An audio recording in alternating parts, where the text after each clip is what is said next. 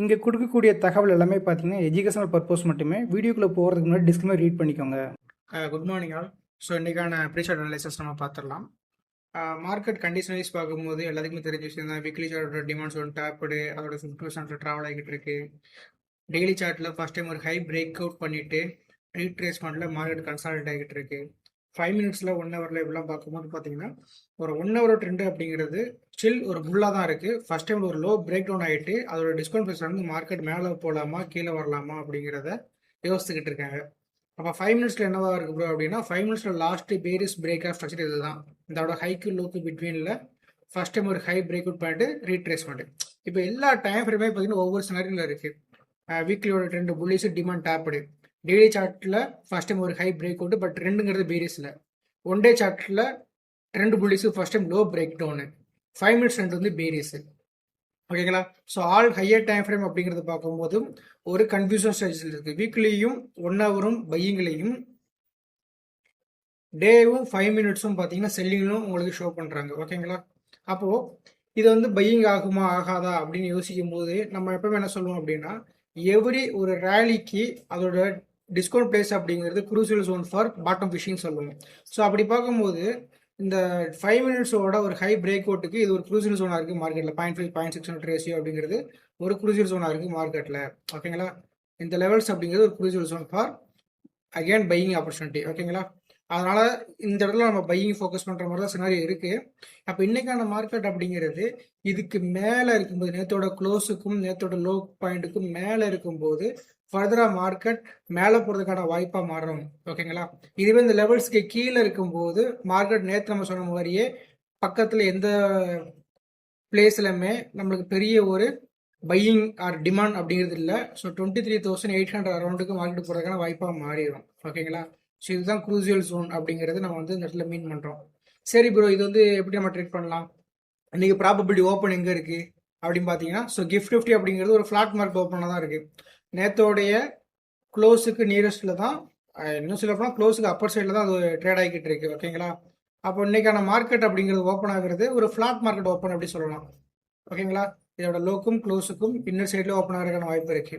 அப்போ இந்த மாதிரி கண்டிஷன் என்ன ஆகும் அப்படின்னா, ஒரு ஏடிஎம் ஸ்ட்ரைக் பிரேஸ் அவனுடைய க்ளோஸ் டு ஸ்னைப்பர் டிராவல் ஆகும்போது, ஓடிஎம் அவனுடைய இண்டிவிஜுவல் க்ளோஸ் தென் ஸ்னைப்பர் அப்பர் சைடு இருக்கும்போது ஒரு மேலே போகிறதுக்கான வாய்ப்பாக இருக்கும். சிம்பிள் லாஜிக் இவ்வளோதான். இதுதான் நம்மளுக்கு ஒரு ஃப்ளாட் மார்க் ஓப்பனில் சிம்பிள் ட்ரேடாக கிடைக்கிற வாய்ப்பு. கிட்டத்தட்ட பார்த்தீங்கன்னா கண்டினியூஸாகவே மார்க்கெட்டில் மோர் தென் 4 டேஸ் அப்படிங்கிறது ஒரு விதமான கேப் அப் ஓப்பனாகவே கொடுத்துட்டான் மார்க்கெட்டு. அதாவது ப்ரீவியஸ் க்ளோஸ்ல இருந்து ஒரு பாசிட்டிவ் ஒரு நெகட்டிவ் ஓப்பனாகவே கொடுத்துக்கிட்டு இருக்கேன் 4 டேஸாகவே. ஸோ இன்னைக்கு அப்படி இல்லாமல் ஒரு ஃப்ளாட் மார்க்கெட் ஓப்பன் ஆகிறதுக்கான வாய்ப்பு அப்படிங்கிற மாதிரி சினாரியோ தெரியுது. ஓகே, ஓப்பன் ஆகட்டும். ஓப்பன் ஆனதுக்கப்புறம் நம்ம யோசிக்கக்கூடிய விஷயங்கள் எல்லாமே பார்த்தீங்கன்னா 4 சார்ட் தான். இந்த 24,000 கால் ஆப்ஷன் புட் ஆப்ஷன் நம்மளோட ஏடிஎம் ஸ்டேக் ப்ரைஸ் எடுத்துருக்கோம். ஒரு ஏடிஎம் ஸ்டேக் ப்ரைஸ் அவனோட க்ளோஸ் டு இந்த சினைப்பு ட்ராவல் ஆகும்போது ஓடிஎம் அப்படிங்கிறது உங்களுக்கு என்ன ஆகணும் அப்படின்னா டெஃபினட்டாக ஒரு அப்சைட் ரெடி போகிறதுக்கான வாய்ப்பாக மாறும். இப்போ இந்த இடத்துல வந்து பார்த்தீங்கன்னா கால் ஆப்ஷன் செல்லர்ஸ் அவனுடைய இண்டிவிஜுவல் க்ளோஸ்ல இருந்து கீழே வரும்போது புட் ஆப்ஷன் அவங்களுக்கான ஆப்பர்ச்சுனிட்டி கிடைக்கணும் அப்படின்னா புட் ஆப்ஷனுக்கு வந்து ஒரு பேனிக் ஆப்பர்ச்சுனிட்டியாக மாறணும். பேனிக் மீன்ஸ் ப்ரீவியஸோட ஹைக்கு மேலே சினாரி இருந்தால் மட்டும்தான் நீங்கள் என்ன பண்ணலாம், பையை பற்றி யோசிக்கிற மாதிரி இருக்கும். ஓகேங்களா? இதுவே புட் ஆப்ஷன் அவனோட க்ளோஸ் சினைப்பு ட்ராவல் ஆகும்போது காலுக்கு உங்களுடைய ட்ரேடிங் ப்ராபபிலிட்டி அப்படிங்கிறது ஒரு profit booking pattern close to high travel அப்படிங்கிறது உங்களுக்கு ட்ரேடிங் ஆப்பர்ச்சுனிட்டியாக இருக்கும். ஓகேங்களா? ஸோ இன்றைக்கி வந்து மார்க்கெட் 2 விதமாக யோசிக்கலாம். ஒன்று வந்து பார்த்தீங்கன்னா ஒன் சைடாக போகலாம். ரெண்டாவது வந்து பார்த்தீங்கன்னா ரெண்டுத்துக்கும் மாற்றி மாற்றி ஒரு விதமான ப்ராஃபிட் புக்கிங் ஒரு பேனிக் கொடுக்கலாம். இது ஏன் இப்படி சொல்ல வரீங்க அப்படின்னு கேட்டிங்கன்னா சிம்பிள். அதான் சைடிஸ் போகிறதுக்கான வாய்ப்பு ரொம்ப கம்மி அப்படிங்கிற மாதிரி தான் இந்த இடத்துல நமக்கு எல்லாமே ஜோன் அப்படிங்கிறது அவைலபிலிட்டி கொடுத்துருக்காங்க மார்க்கெட்டில். ஓகேங்களா? ஸோ அதனால தான் இந்த வேர்டை வந்து நம்ம யூஸ் பண்ணுறோம் இந்த இடத்துல. அதனால் பார்க்கலாம், வெயிட் பண்ணி பார்க்கலாம் எதை மாதிரி ப்ராபபிலிட்டி ஆஃப் ஆப்பர்ச்சுனிட்டி நம்மளுக்கு கொடுக்குறாங்க. புட்டு பேனிக் ஆகுறாங்களா, இல்லை கால் வந்து ப்ராஃபிட் புக்கிங் பண்ணுறாங்களா. ஒன்ஸ் புட்டு பேனிக் ஆனதுக்கப்புறம் ஐடிஎம்மோட கால் ஏதாவது விசி ப்ரோசல் கொடுக்குதா, இதெல்லாமே நம்ம என்ன பண்ணலாம் அப்படின்னா வெயிட் பண்ணி அதுக்கு தகுந்த மாதிரி நம்ம வந்து ட்ரேட் பண்ணலாம். ஓகேங்களா? தேங்க்யூ. அனைவருக்கும் வணக்கம். இது நம்ம சேனல் தமிழ் ஸ்டாக். நான் சுந்தர். இதுக்கு முன்னாடி ப்ரீசார்ட் அனலைசஸ் வீடியோ யாருமே பார்த்துருப்பீங்க. அதில் நம்ம ரொம்பலாம் வளவளம் பேசலை, சிம்பிளாக மார்க்கெட்டை பற்றி சில விஷயங்கள் சொல்லியிருந்தோம். ஆல் டைம் ஃப்ரேமில் மார்க்கெட் ட்ரெண்ட் என்னவா இருக்குது அப்படிங்கிறத பேசியிருந்தோம். டே சார்ட்லையும் 5 மினிட்ஸ்லேயும் மார்க்கெட்டோட ட்ரெண்ட் என்னவா இருக்குது அப்படிங்கிறத நம்ம என்ன பண்ணியிருந்தோம் அப்படின்னா மீன் பண்ணி சொல்லியிருந்தோம். கரெக்டுங்களா? அதில் யாருக்குமே டவுட் இருந்திருக்காது.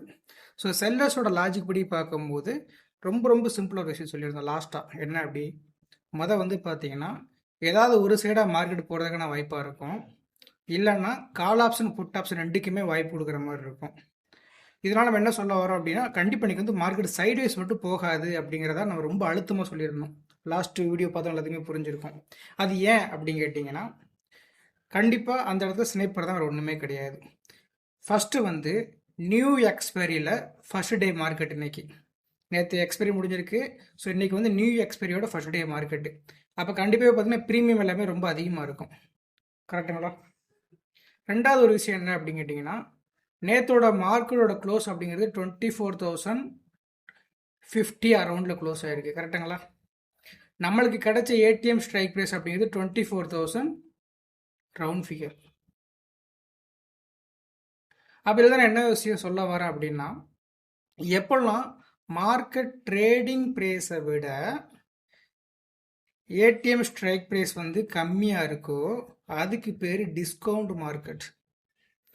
எப்பெல்லாம் ஏடிஎம் ஸ்ட்ரைக் ப்ரைஸை விட மார்க்கெட் ட்ரேடிங் ப்ரைஸஸ் வந்து உங்களுக்கு கம்மியாக இருக்கும், நான் சொல்கிறது புரியுதுங்களா? அதாவது ஏடிஎம் ஸ்ட்ரைக் ப்ரைஸ் 24,000 இருக்குது, மார்க்கெட் ட்ரேடிங் ப்ரைஸ் 24,050 இருக்குது.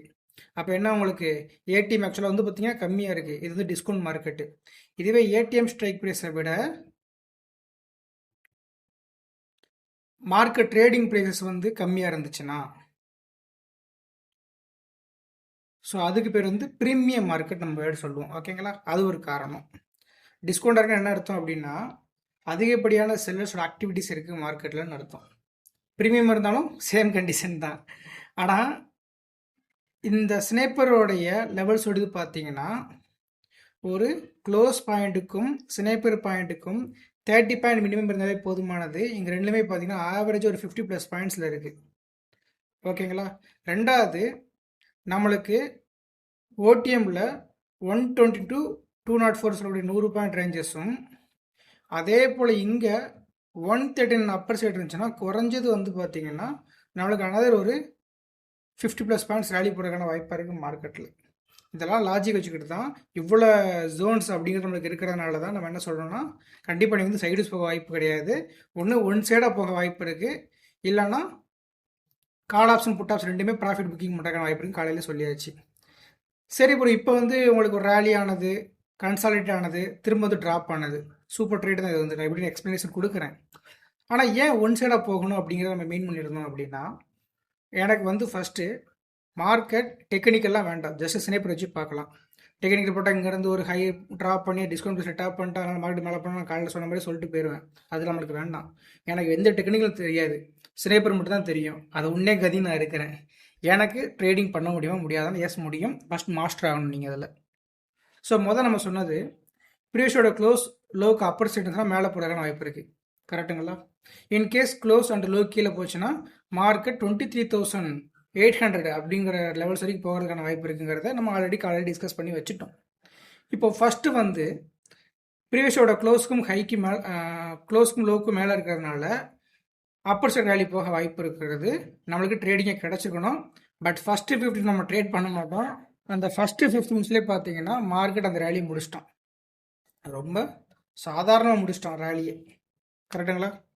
ஸோ அப்போ சாதாரண அந்த ரேலி நம்மளுக்கு முடிஞ்சதுனால நம்ம ட்ரேட் பண்ணியிருக்க முடியாது. இன்கேஸ் இந்த ஓடிஎம் ஹை அபோவ் போனாலோ இந்த ஏடிஎம்மும் ஹை அபோவ் இருந்திருந்தாலோ கண்டிப்பாக நமக்கு என்ன இருக்கும் அப்படின்னு கேட்டிங்கன்னா அடுத்த ரேஞ்சஸ் வரைக்கும் மார்க்கெட் ஜோன் வந்து ஃப்ரீயாக போயிருக்கலாம். அப்புறம் அப்படி ஃப்ரீயாக போகணும் அப்படின்னா வேறு என்ன பண்ணியிருக்கணும்? 24,200 இருக்கக்கூடிய, 24,150 இருக்கக்கூடிய, 24,100 இந்த மாதிரி 3 புட் ஆப்ஷனில் இருக்கக்கூடிய செல்லர்ஸ் செல்லிங்கில் இருந்திருக்கணும். கரெக்டுங்களா? நான் சொல்கிற லாஜிக் புரியுதுங்களா? அப்போது இந்த ஃபஸ்ட்டு ட்ரேடிங்கிறது நம்ம பிடிக்க முடியாத ஒரு ட்ரேடாக முடிஞ்சது. அதுக்கப்புறம் நம்ம கால் ஆப்ஷன் ட்ரேடு பண்ணணும் அப்படின்னா ஓடிஎம் ஏடிஎம் ஹை அபோவ் இருந்திருக்கணும். தென் நான் சொன்ன ஒவ்வொரு அதாவது 24,000 புட் ஆப்ஷன் ஸ்னைப்பர் பிலோ போனதுனால 24,100 சொல்லக்கூடிய ஐடிஎம் புட் ஆப்ஷனும் 24,150 ஐடிஎம் 24,200 டீப் ஐடிஎம் இவங்க எல்லாமே ஸ்னைப்பருக்கு கீழே இருந்திருக்கணும்.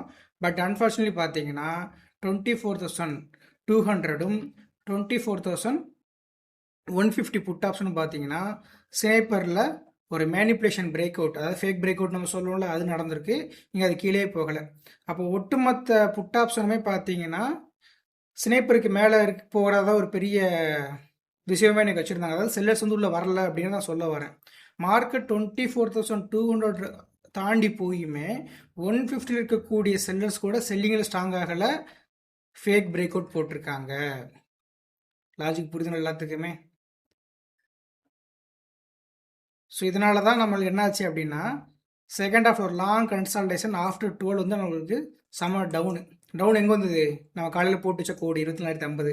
ராமர் போட்ட கோடை வந்து லட்சுமணன் தாண்ட மாட்டார், தமிழ் சாக் போட்ட கோடை வந்து மார்க்கெட் தாண்டக்கூடாது. கொஞ்சம் ஓவராக சொல்கிற மாதிரி தான் இருக்கும், பட் அதில் பின்னாடி 6 வருஷம் எக்ஸ்பீரியன்ஸ் இருக்குது, அப்படி தான் பேசுவோம் நம்ம. ஓகேங்களா? நீங்களுமே எக்ஸ்பீரியன்ஸ் பண்ணீங்கன்னா இதை மாதிரி ஈஸியாகவே நம்ம மார்க்கெட்டை ப்ரிடிக்ட் பண்ண முடியும். ஓகேவா? ஸோ இப்போ மார்க்கெட் இன்னைக்கு வந்து ஒன் சைடாக போகிறதுக்கான மார்க்கெட் இருந்தும் ஒன் சைடாக போகிறதுக்கான காரணம் புட் ஆப்ஷன் செல்லர் செல்லிங்கில் இல்லை. அதனால ஒரு விஷேப் ரிவர்சல் அப்படிங்கிறது புட் சைடில் நம்ம கொடுத்துட்டாங்க. முடிஞ்சு போச்சா? இவ்வளோதான் மார்க்கெட் இன்னைக்கு, வேறு ஒன்றுமே கிடையாதுல்ல. இதில் எங்கே ட்ரேட் பண்ணுறது, எப்படி ட்ரேட் பண்ணுறது, என்ன மாதிரி லாஜிக்கில் ட்ரேட் பண்ணுறது எல்லாமே வந்து பார்த்தீங்கன்னா எக்ஸ்பீரியன்ஸ் பண்ணுங்கள். பாருங்கள், இன்றைக்கி ரிவர்ஸில் இருக்குது, நேற்று கால் ஆப்ஷன் முந்தானத்து ரிவர்ஸ் ஆனது, இதெல்லாம் பாருங்கள், ஸ்க்ரீன்ஷாட் எடுத்து வச்சு அதெல்லாம் பேக் டெஸ்ட் பண்ணி பாருங்கள். ஓகேங்களா? இப்போ நான் ஒரே ஒரு விஷயம், ஒரு கொஷின் கேட்குறேன். ஒரு ஏடிஎம் ஸ்ட்ரைக் ப்ரைஸ் அவனுடைய க்ளோஸ்க்கு கீழே இருக்கும்போது ஓடிஎம் எந்த லெவலுக்கு மேலே இருந்தால் ட்ரேடு? ஸோ எந்த லெவல் அப்படிங்கிறது தான் நீங்கள் ஆன்சர் பண்ணக்கூடியது. ஓகேங்களா? ஸோ பார்க்கலாம் எத்தனை பேர் இந்த வீடியோ பார்க்குறாங்க, அதுக்கு எவ்வளோ பேர் லைக்ஸ் கொடுக்குறாங்க, தென் எவ்வளோ பேர் கரெக்டான ஒரு ஆன்சர் பண்ணுறாங்க, எல்லாமே இருந்து கவுண்ட் பண்ணலாம். ஸோ ஜஸ்ட் நான் ஒரு வீடியோ போடுறத நீங்கள் பார்க்குறது மட்டும் இல்லாமல் நம்மளுக்குள்ள ஒரு இன்ட்ராக்ஷனும் பண்ணலாம் இனிமே. ஓகேங்களா? நிறைய பேர் வந்து தனியாக ஒரு டெலகிராம் குரூப் கேட்டுக்கிட்டு இருக்கீங்க, அதை பற்றி யோசிக்கலாம். ஃபர்ஸ்ட் உங்களுடைய அட்டண்டன்ஸ் எல்லாம் பார்த்துட்டு அதுக்கப்புறம் யோசிக்கலாம். தேங்க்யூ.